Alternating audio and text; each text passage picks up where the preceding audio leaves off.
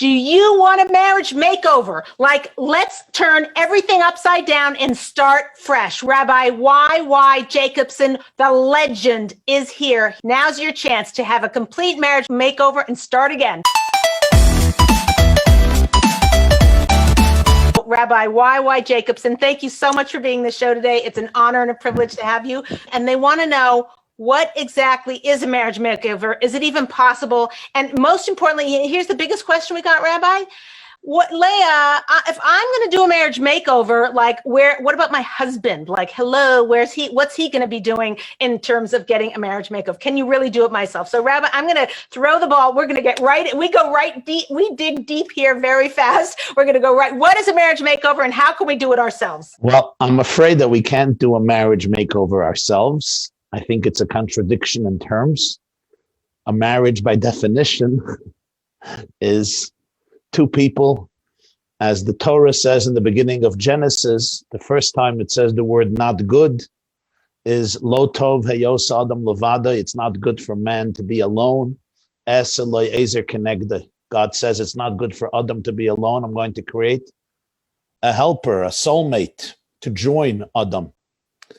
And as the Torah continues right there in Bereshis in Genesis, therefore, every man abandons or says goodbye, bids farewell to daddy and mommy, tati and mommy, v'davak be'ishta, and cleaves to his spouse, v'hoya l'basar echad, they become one flesh. So a marriage makeover is possible and important, but by definition, we need the goodwill, the humility, the vulnerability of two souls who want to together build a beautiful, harmonious entity. So let's start with, what is a marriage makeover? What's your vision of what a marriage makeover is? And I actually have some controversial things to say to what you just said, but I'm going to hold off because I don't want I don't want to start off with fireworks, or maybe fireworks is good. Fireworks is good, Leah. Fireworks is good. You could start off with fireworks. It's okay. Okay, all right. I live in New York. With your permission, okay, fine.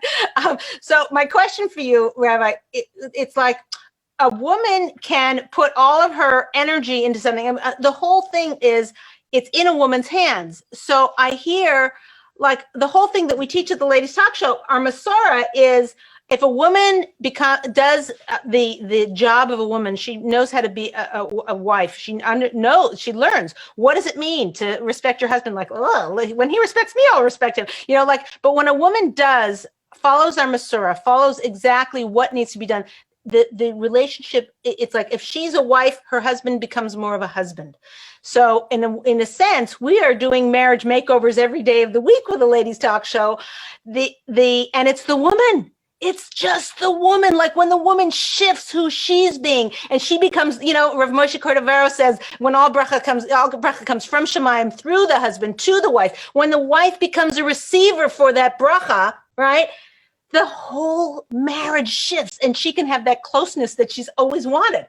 So marriage, so that's my question for you, is that we are having amazing, like, I get emails like every week, 2, 3, 4, 10 emails saying, it changed my life, my whole relationship. And it's just the woman. So the guy doesn't even know what she's doing. In fact, I tell him not to tell what you're doing, because if the husband brings you flowers and you say, "Oh, thank you for the flowers," and he says, "Oh yeah, the rabbi told me to give you flowers," like, thank you. So in fact, the woman secretly behind the scenes is doing all these extraordinary, wonderful things that the Torah teaches her to do. And all of a sudden, lo and behold, the husband starts giving her more flowers. The husband starts appreciating her more, loving her more. So, okay, that's my question for you. Wait, and can I just add to that while Leah, you're saying that? Sure. Is that so many of the times the husband doesn't want to do anything. And if the wife is going to wait for him to do something, then they're not going to have anything happening. Like, she only has her to change. Yes. So if sometimes there is a situation, but I call it a challenging situation, a difficult situation, when the husband doesn't want to put in any work, when the husband is maybe in a state of denial or cluelessness, or maybe stuck in a quagmire of insecurity or sadness or depression or trauma. That can also happen the other way, of course. And then one comes and says, okay, So am I a victim for eternity? No, you're not a victim for eternity. There's an enormous amount of power and strength and resilience that our mothers and grandmothers knew the secrets of thousands of years, the power that a woman has to be able to arouse, inspire, and really turn her husband into an extraordinary human being, which even in the most powerful and best situations, that's the truth, that greatness in husbands is often to be attributed to the faith and the love and the warmth inculcated and given to them by their wives. But when we're talking about an ideal situation, it's about the work of two people, and it's about the partnership of two people. It's become popular in recent years that women say, listen, my husband is not capable of anything. He's not doing anything. So what should I do? Okay. If that's really the situation, fine. Let's try to deal with that in the best way possible and not just surrender to mediocrity and despair and victimhood. Mm-hmm. But a much more ideal scenario is when we have two people who are communicating. Each one can identify their needs, their pain, their yearnings, what they're looking for in a relationship, what their disappointments are, what their hopes are. And when you get that happening, and very often you have to know how to speak to women, you also have to know how to speak to men. You know, we have our insecurities, we have our issues. Of course, every person is individually, but there's also issues that, you know, men, there's a lot of commonalities. So sometimes, you know, when you give up on the man, there's nobody to talk to. The guy is stuck. Sometimes that's true. But sometimes the right person with the right perceptiveness and sensitivity, maybe if the man doesn't feel right away blamed or accused and he feels listened to and empathized with and understood, we can get him talking. We can get him involved in the makeover. We can get him involved in the transformation. By the way, Leah, that's so funny. Rabbi YY Jacobson just said the man is stuck. And literally on Instagram, a second before, someone wrote, "What if my husband is stuck?" And he just is unable to do it. He like nailed it. But actually in that, somebody's asking, they're saying, what happens if my husband is complacent? He's very fine with the marriage the way it is. We'll just keep going along. And I'm feeling that the marriage is not what it should be. Right. So if the husband is feeling very complacent, but I have a real question about that. Can a husband really feel complacent if his wife is discontent? If a husband, unless if he's living on another planet, maybe he is. And maybe, you know, between Mars and Venus, there's some distance. But the definition of marriage, if a husband is feeling that his wife is discontent in the marriage, what do you mean he's complacent? Does that not bother him? Does he not care about the marriage? Did he give up on the marriage? I don't know that he's so complacent, unless he's a computer program and he's not human. But what do you mean he's complacent? If his wife is really frustrated, is that not bothering him? It must affect him as well. So I really have to know much more about such a scenario. So the issue with that, I mean, what our Masur would say is a woman, it could be a failure. And we don't do blame here. We don't like blame the victim or whatever. We're trying to empower you, give you some tools to actually use. But in that situation, what this woman can do, she's somehow not nurturing out of him or listening to him or getting him to speak enough to tell him what he needs or something. In other words, a woman has the power. She can just say, well, my husband's just, what does she call it? Stuck. You know, my husband's stuck. And with that mindset, then anytime she tries to do something, she just sees him as this big stuck in the middle of the room without any, right, ability to go. On the other hand, if she says, okay, what 0.001% can I do to make a difference here? And it's, you know what is when I ask him what's new, what's going on with him, and he says, oh, nothing, I leave it at that. I'm going to sit him down and I'm going to have a conversation at a private, secret time, whatever. And I'm going to say, when I asked you what's up, I really want to know what's going on with you.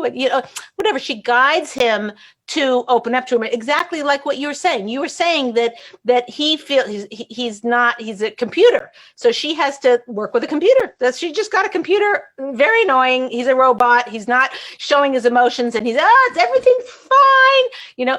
That means there's more work for her. It could be more work for her to do, but certainly there's always something a woman can do. So what I want to focus on here is to figure out. I just do have to add something. Yes, please. And that is certainly true. But sometimes it's just, I think, important to say this out of respect for many women. Yeah. Sometimes a situation there is trauma, or there is personality disorder, or there's something very deep that sits in a husband or in a wife, and that's creating a real paralysis.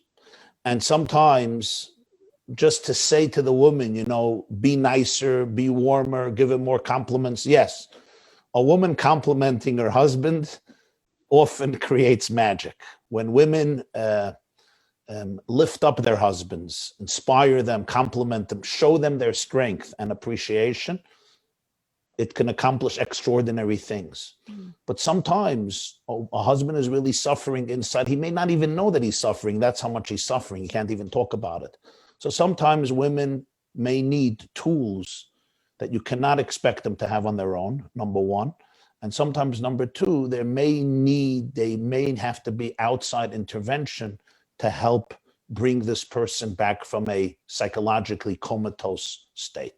How does Rabbi? It's fantastic, and because it's kind of like, yeah, it's good for most cases, but there are a lot of cases where it isn't. And you're saying, and we just have to respect that, because women sometimes suffer too much, and everyone says, yeah, just be in a better mood, just create better food for Shabbos, just don't complain.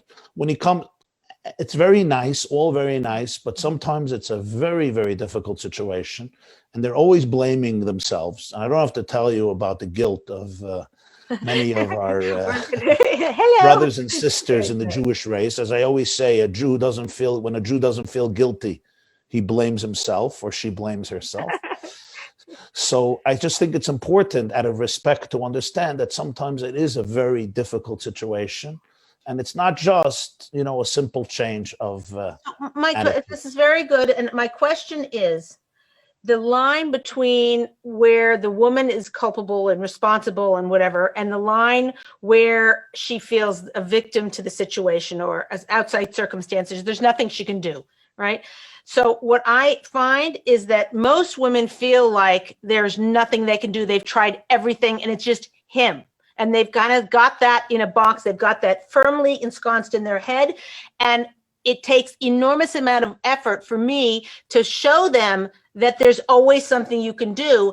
And when with an attitude shift like that, when you try something that you even being nicer, giving compliments or whatever, it can break them out. So the question I have for you is, the first go-to, like, knee-jerk reaction a woman will have, just saying from a woman's standpoint, or whatever, what I've heard for the last couple of decades, is the first thing is they blame it on him and say, I'm not culpable or I'm not responsible because it's him. So even though so my question to Rabbi is, how does a woman who is a strong woman, a powerful woman, she wants to accomplish, she doesn't want just an okay marriage, she wants extraordinary. Did you hear what that woman said? She said, he's like, okay, we'll just go on our marriage. She wants more.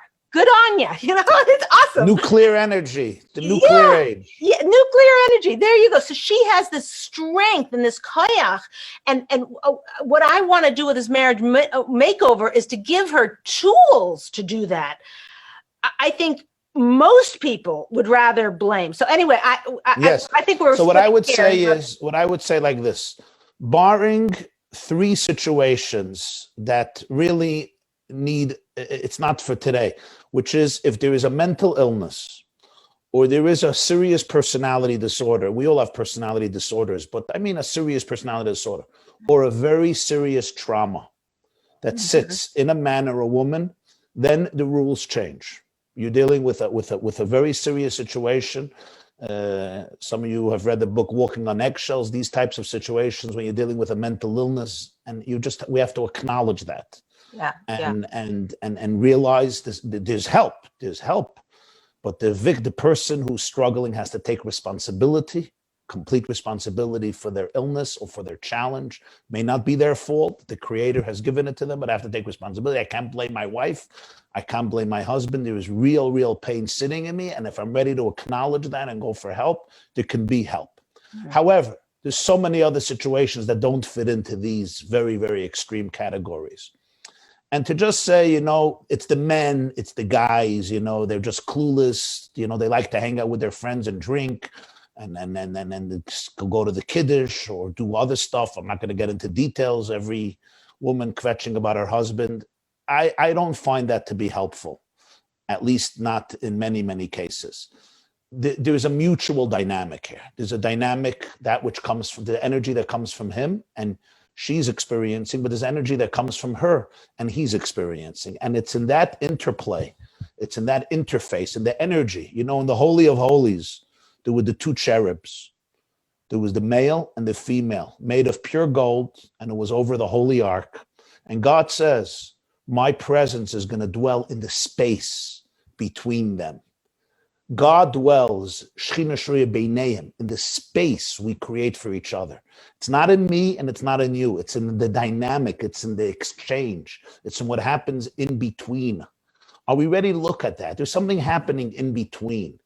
Are we looking at each other? The Talmud says that when the two cherubs looked at each other, it meant there was a good relationship. When they turned away, it meant emotionally they were drifting away. What are our conversations like? Does he know how to listen to his wife? Does his wife know how to listen to him?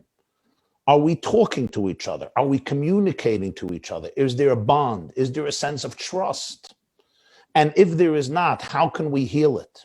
So just to say the guy doesn't care, he's clueless, he's stonewalling me, he doesn't talk, he doesn't open up, he doesn't want to go to therapy, he never wants to go out. He just wants to, I don't know, he loves his office. He's always watching clips, at least if they were Rabbi YY's clips, it wouldn't be so bad. But he's watching other clips. Whatever it is. I'm getting flagged here. Sorry, hold on. Wait, Actually, it's so interesting that we're getting a lot of people are saying on Instagram, Rabbi YY is so insightful and on key, can't get enough. Love what he's saying, because obviously women are very excited that finally somebody is saying it's all my mother-in-law. Don't tell me. Tell my mother-in-law. Right. Okay, what's the question that no, but that's really somebody saying, somebody's like, oh, let's get somebody, and I wasn't going to do the question right now, but they keep asking, is that they said to get a little like deep, can we make over someone who has deep mental issues or is an addict? Heavy. We cannot make over somebody who has deep mental issues and addict, but the person who has deep mental issues and is an addict, if they can, we can encourage them, we can inspire them. We must not become enablers. We can cheer for them, but it's just like if you go to a game, you could stand on the bleachers and scream and cheer. Yeah, go. But ultimately it's the player who has to catch the ball and run and make the touchdown. So it's the person who's struggling with whatever that struggle is to be able to say, this is my thing. I have to take responsibility for it. These are my challenges in life, which are really my opportunities in life, because every challenge really is an opportunity. How can you inspire them? How can a woman who's got such a husband, what would I can inspire them by saying, listen, I believe in you. Your neshama is larger than every challenge you have. Your trauma doesn't define you. You define your trauma if you choose so. You were carved in the divine image. Your soul is a piece of God, and it means it's infinite. If it's infinite, it could contain your pain. You are now becoming a victim to your pain. Don't do that. You define your pain. It's painful. You want to run away from the world. You want to run away from civilization. You want to go into loneliness. You are suffering. I was talking to somebody yesterday. A friend of mine, a man, a heart of gold. Literally, I tell you, a heart literally sculptured of gold. There's probably some tissues and sinews and cells there. But a lot of challenges in the marriage. But it's not really challenges in the marriage. He suffers from horrible anxiety. His mind races 24 hours a day, 7 days a week. Some of you will understand this. Always self-conscious. Always second-guessing himself. What's my place in the world? Did I say the right thing? Do people like me? Do people hate me? What am I doing? What am I not doing? I'm helpless. I'm not helpless. I have a purpose. I'm the greatest guy. I'm the worst guy. Social anxiety off the charts.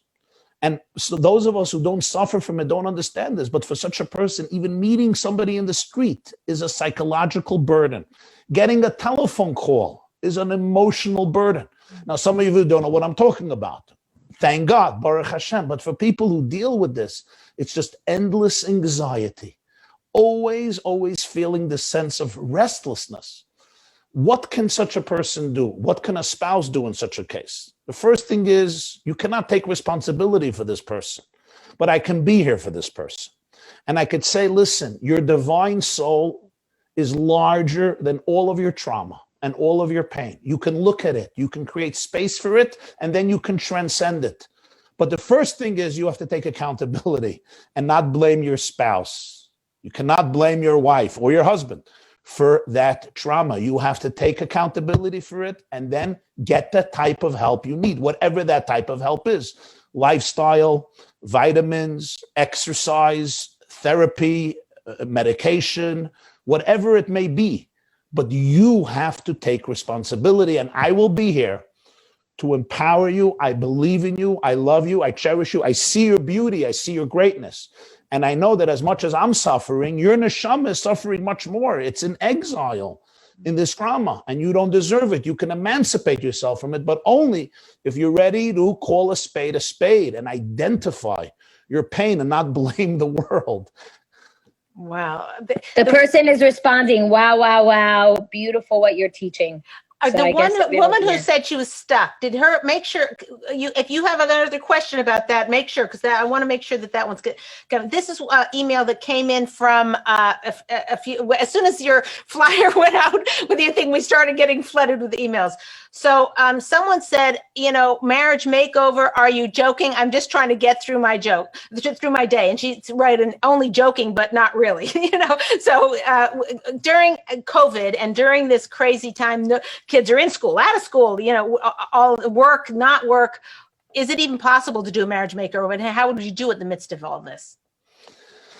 It's a great question. One of the most beautiful teachings of the Baal Shem Tov, based on the Medrash, is that creation happens every single moment. God didn't create the world 5,781 years ago. Creation is new. It's novel. Hamachad, we say in the prayers every morning, Hamachadesh betuvo b'chol yom tamid maaseh bereishis. Creation is innovative every single moment. What's the point of this? God could have created the world once and let it move on. Create the laws of nature, like the metaphor of the clockmaker. The answer is God is teaching us that we can tune in to the heartbeat of life, and that means the power of now. Every single moment is really new. But this is not easy because most of us can't live in newness. I'm always following a script based on the neural pathways that may have been developed 30, 40 years ago.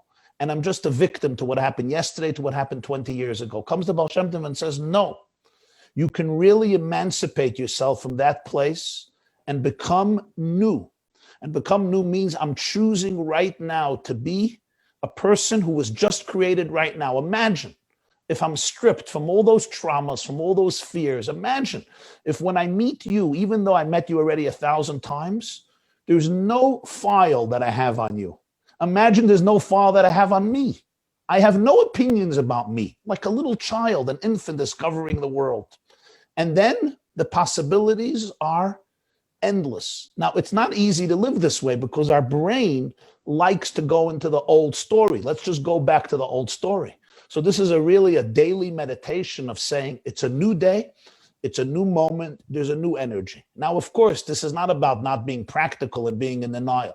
There's COVID-19, kids are on the home, there's financial pressure, emotional pressure, psychological pressure, marital pressure. But this is an element of attitude. You are not a victim of your circumstances. In every situation, our soul can shine in incredible ways. Awesome. And therefore, I say to you, don't look at it as, oh, me and my husband are suddenly going to become new people in the mess of our life. It doesn't work that way. But you know what? Today is a day. Right now, you have to make a choice. Right after this meeting, right after our wonderful session here, you and I have to make choices. You're going to get a text from your husband. You may send a text, a WhatsApp, a call, or unless you're together in the house. How am I going to respond? I can respond from a place of freshness, from a place of possibility, from a place of creativity, and from a place of knowing who I am. I am not a victim of trauma. I am a child of God. I am carved from infinity. I am an ambassador of Hashem in this world, an ambassador of love, light, hope, and hope. My core is invincible. When I can operate from that space, I can create space for my pain. I can cry for my pain. I can weep for my pain, but I will not get stuck in my pain.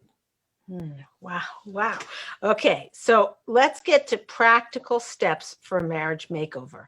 Like what are some, let's give them 10 things that would reinvigorate, first is the number one, attitude adjustment, or re-putting on your brain and starting new. Today's a new day or whatever. Number two is I'm going to give some practical suggestions. Okay. Very practical. I think they're practical, but I'm a man, so what's practical to me may be impractical. Not multitasking, right? Okay. But I think these are quite practical things. The first thing is it's important to have conversations. It's COVID now, but you can take a walk every day with your spouse. Maybe not for an hour and a half, but for 25 minutes. Take a walk without the phone. Even if you have to have a phone, but the phone can't be used. There's no checking, the status of Joe Biden and Donald Trump during this walk. No clips, not even my clips. It's a walk. And it's a walk just of conversations, not about judging, not about criticizing, just schmoozing. Talk about the weather, talk about nature. I live in New York, so now the leaves are going through the metamorphosis, preparing for the winter hibernation. It's one of the advantages of New York over Los Angeles, with all due respect. We get the change of seasons. Some of us soon go into depression mode for 6 months. We'll come back in spring. And if you're married to such a guy, you know what I'm talking about. You have to move to LA. But that's important. Try, even we're both busy and stressed, but try 20 minutes, 25 minutes a day, every other day, a few times a week. Just take a walk. Connect, number one. Number two, it's a mistake many of us make, and that is we have to remember something. And that is, and people don't like hearing this, but it's the truth. Marriage is a relationship that is inherently unstable. It's not like we often taught you get married and you live happily ever after. No. The Baal HaTanya writes, Rabbi Zalman of Liadi, he says something unbelievable. He says a man and a woman is water and fire. Water and fire don't naturally coexist in a stable way. The relationship has to be maintained. It has to grow. You have to work on it. If I just let it be and maintain the status quo, we drift away. It falls apart. People say, I'm married. What did Tuvia say in Fiddler on the Roof? 25 years I'm paying your bills. That's not called love. What is love? The relationship between spouses is not like the relationship between siblings. Even if I don't speak to my brother for 2 months, unfortunately, but if I don't, 2 months later, I come back and we continue the conversation of 2 months ago and nothing happened. With your spouse, it's not that way. It's a relationship that is essentially so powerful and therefore it's inherently unstable. What do I mean inherently unstable? There's constantly a danger that we're going to drift away, and we both have to actively invest time, energy, space, commitment, show caring and empathy to be able to hold on to that stability. It's literally like fire and water. Don't expect that the marriage just flows on its own and it's beautiful. No. Naturally, most couples will emotionally drift away, even if they're not ready to admit this. We have to constantly reconnect. Every few hours is ideal, but at least every day. But really, every few hours, we have to reconnect. I have to know that you have my back 1,000%, you have to know that I have your back 1,000%. It's Rabbi, not important that we agree, but it's important that we trust each other, and that has to be constantly reinforced. I don't understand the fire and water analogy, and also what's a Costco marriage. So maybe you can explain. Costco? A Costco marriage. You mean that they go to Costco together? I don't know. You said a Costco. That's a Jewish marriage. I don't know that it's a Costco marriage. It's a Jewish Sunday afternoon entertainment. Rabbi YY on Rabbi YY's presentation that Rabbi YY gave, actually in Torah Anytime, on the secret to secret to marriage. Rabbi YY said marriage is, there's a fire marriage and a water marriage. I like to call it a Costco marriage. Okay, Costco marriage.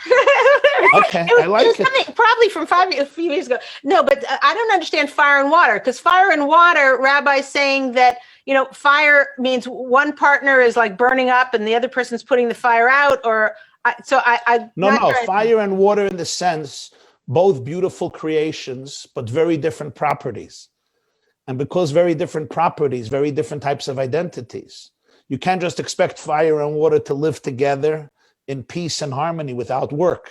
In fact, the Talmud says, the brachas, if you dream about a pot, you should anticipate peace, because a pot creates peace between fire and water. You have the water in the pot and you have the fire under the pot. And together you create that peace. Yeah. And I call the pot a mechitza. That's what a mechitza is. People say, why do we have to have a mechitza in the shul? Who needs walls? Why do we need an iron curtain? Let everybody be together. Often people ask me during my lectures, different communities, secular communities around the world. And I say to them, it's like a pot. Do you need a pot? If you want the fire and water to get along and to coexist and to benefit each other, you need to have boundaries. Those boundaries are not because we don't care, we don't want to be close. It's because we want to be close. It's because we want to benefit each other rather than destroy each other. If you have fire and water without boundaries, what happens? Either the water gets extinguished by the flame, either the water extinguishes the flames, or the flames evaporate and dry up the water. Wow. So that one of them is gone. So the proper boundaries creates the respect that allows us to mutually benefit each other. So the idea of fire and water is that very often a woman's life and soul is very vibrant. It's extremely, extremely vibrant. Men are, I don't mean to make generalizations, because there are, feminine aspects in masculine souls and masculine aspects in feminine souls. The Kabbalah is filled with that idea, and we're all interconnected to each other. But generally speaking, one could say that a woman's brain and a woman's soul is very much alive. Her antennas are very, very sensitive. She detects things in a relationship usually faster than the husband will detect things in a relationship. There's a burning, burning fire over there. Water is a very different nature. Water can also experience a tsunami. So it's not like water is always relaxed. But the point is that in order for the fire and the water to really become one, it's an extraordinary feat. Mathematically, 1 + 1 = 2. Marriage is saying that 1 + 1 should equal 3 or equal 1. How does 1 + 1 = 1? When you bring in the third partner, something that transcends both of us, which is called the divine presence that allows us both to come together. But for that to happen, we need avodah. It needs conscientiousness. It needs vulnerability. It needs humility. The point being is that every gesture in marriage, and maybe this is a little dramatic, but I think it's true.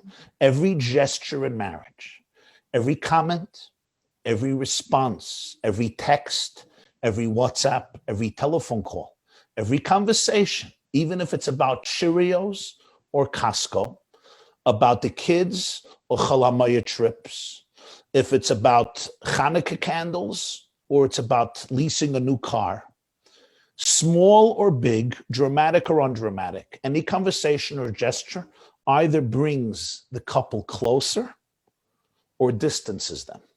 You may not see it immediately, but because this is not an inherently stable relationship where it's just you get married and you're one. No, you get married and now you can create the miracle of oneness through continuous, conscientious dedication, commitment, empathy, and caring.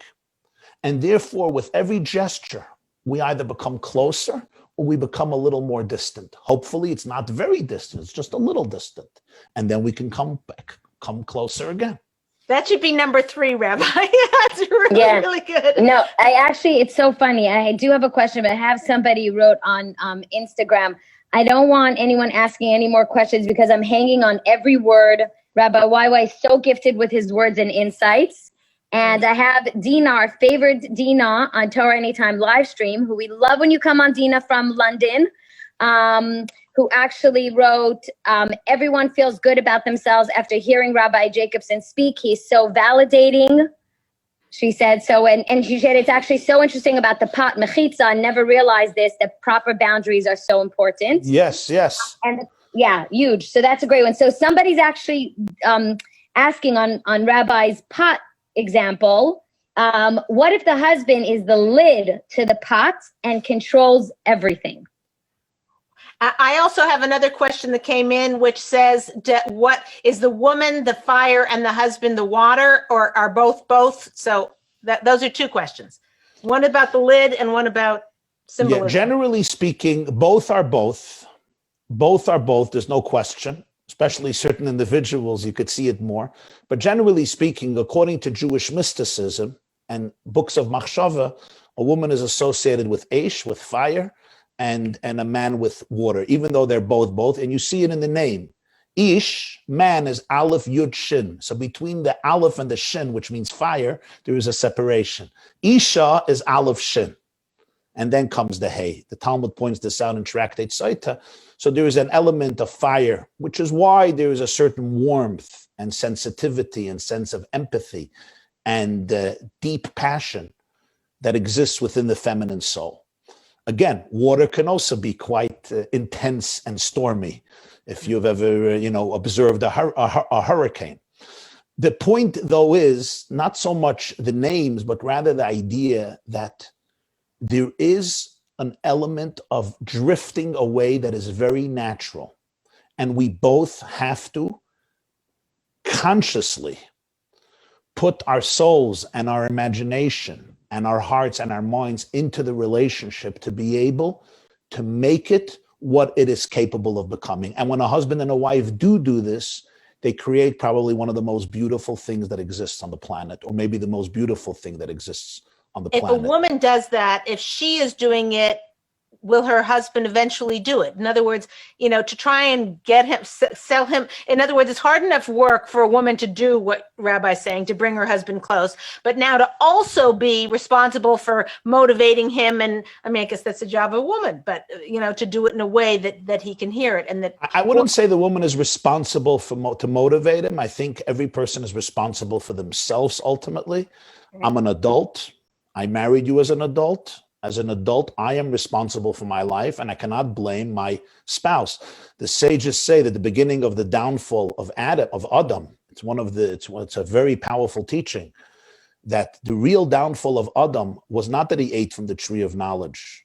It's that afterwards he started to blame her, and she blamed the snake, and everybody was busy blaming each other. In other words, making mistakes is not the problem. It's the blame game that's the issue. The day I got engaged, my older brother, Rabbi Simon Jacobson, I remember he called me and he said, listen, I'm going to give you advice, YY. And his advice was, don't be perfect, because he said, I know you are going to make so many mistakes. He says, all I ask you is be accountable. Don't be perfect in your relationship. Just be accountable. When you make a mistake, don't run away emotionally or physically. Don't run away. Remain present. So I think that's so important. Every one of us has to be accountable for ourselves.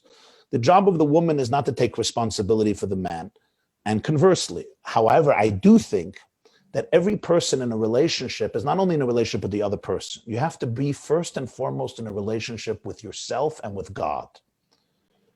My identity cannot be completely defined by you. I have to have a relationship with myself and with Hashem, and ask, what does Hashem want from me at this moment?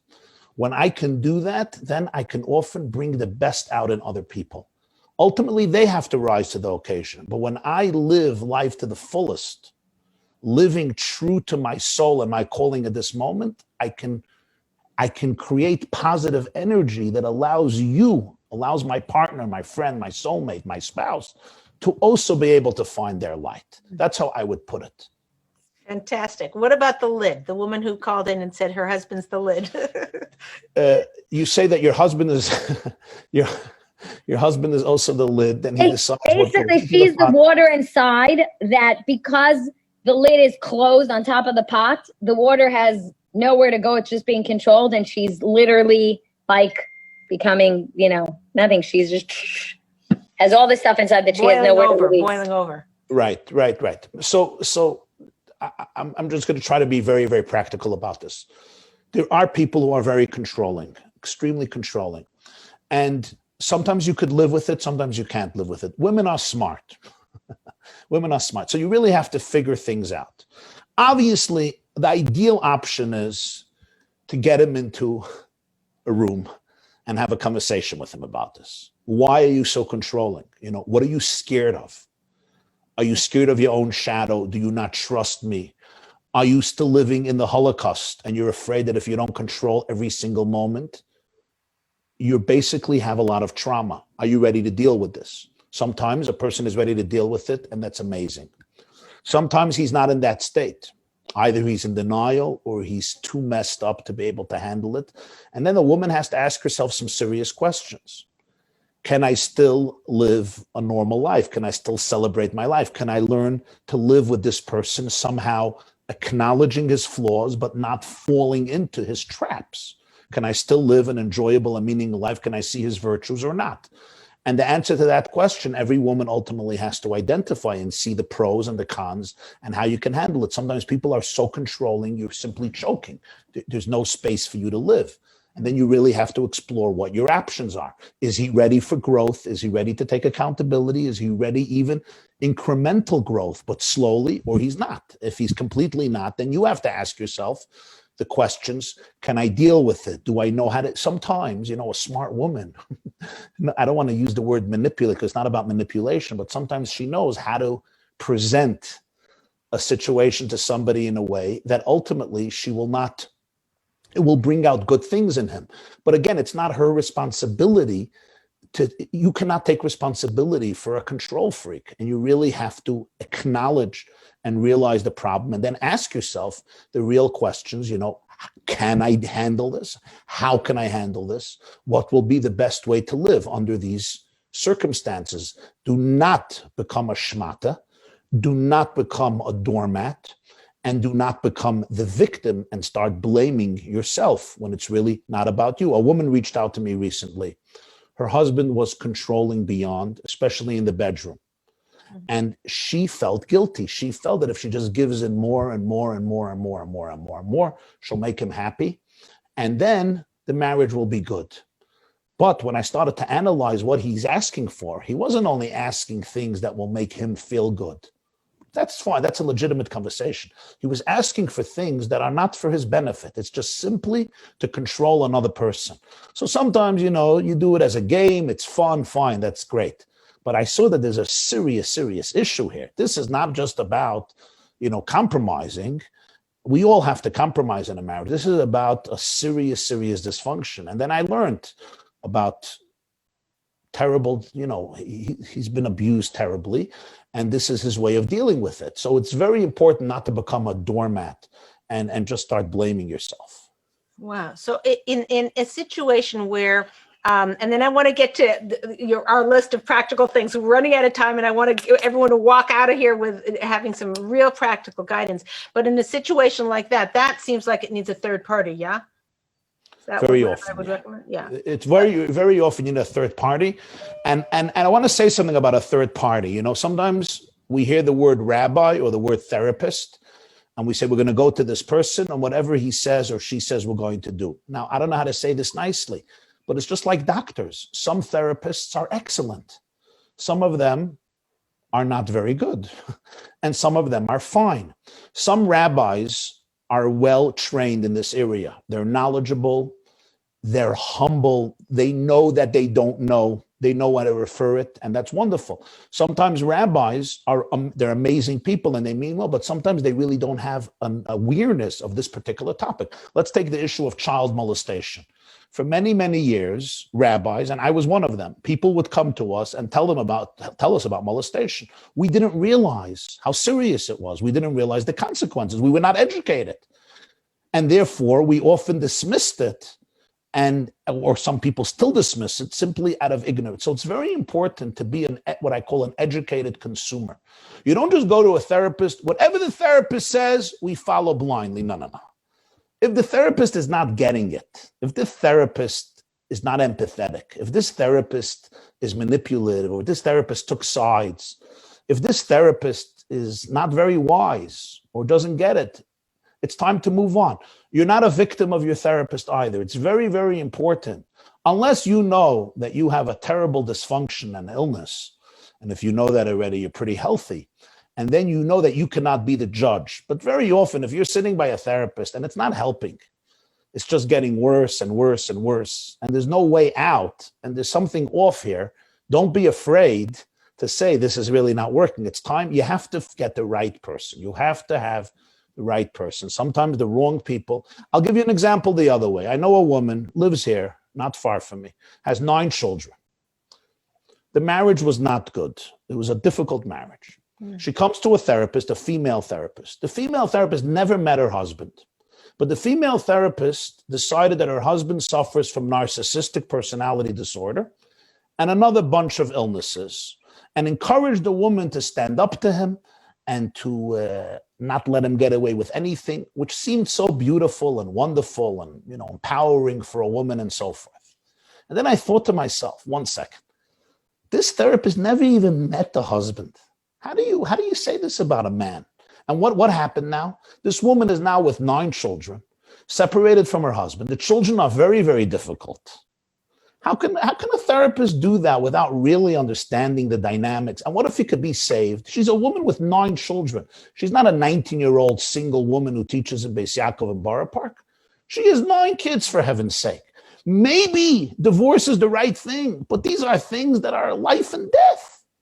You have to realize who you're talking to. I know another woman here also went to a therapist. Forgive me, I'm a big fan of many therapists, but I also know other stories. And the therapist basically is telling this woman that her husband really doesn't like her. You never met the husband. Why do you say such a thing to a woman? Maybe there's a misunderstanding. That's why I say, don't allow big names or big titles to ruin your life when it's unnecessary. Mm-hmm. Wow, that's a scary... Forgive me for my bluntness. Maybe I'm being too blunt. No, it's true. Sometimes you might have to try 1, 2, 3 therapists until you get somebody. Don't worship people. People are not gods. Yeah. If it's not helping you, it's time to move on. It's time to move on. It has to help you. You have to see that there's camaraderie, kinship. There's a therapist here, marriage therapy. I send people to him because I like him very much. And he told me once, he said, the greatest compliment that I get as a therapist is that the husband never feels that I'm taking the wife's side. The wife's side never feels that I'm taking the husband's side. In other words, my job here is not to take sides and to rebuke the guilty party. He's a lowlife. He's a sick, clueless, dead man. It doesn't help a marriage to tell a wife, your husband is the worst creature who ever existed since the serpent in the Garden of Eden. Your job is to listen and understand, to help the marriage. Your job is not to pit one against the other and say, okay, she's wrong. She's a crazy wife. Okay, great. Baruch Hashem, I won the game. Well, this is not a competition here. You're trying to bring them together.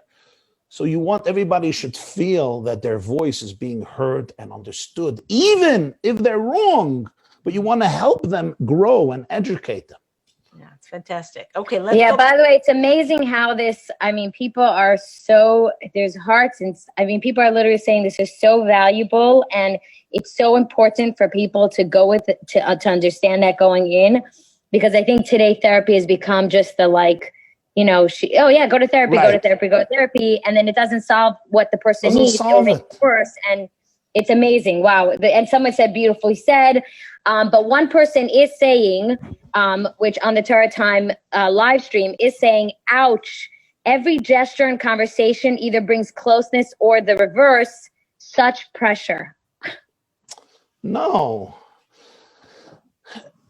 I see it the other way around. Such an opportunity, not such pressure. Let me take it to the cosmic story. Every marriage is a metaphor for the marriage between Hashem and the Jew. What would Torah tell us? Every single moment in the day and the night is a moment, an opportunity to get closer or to get more distant.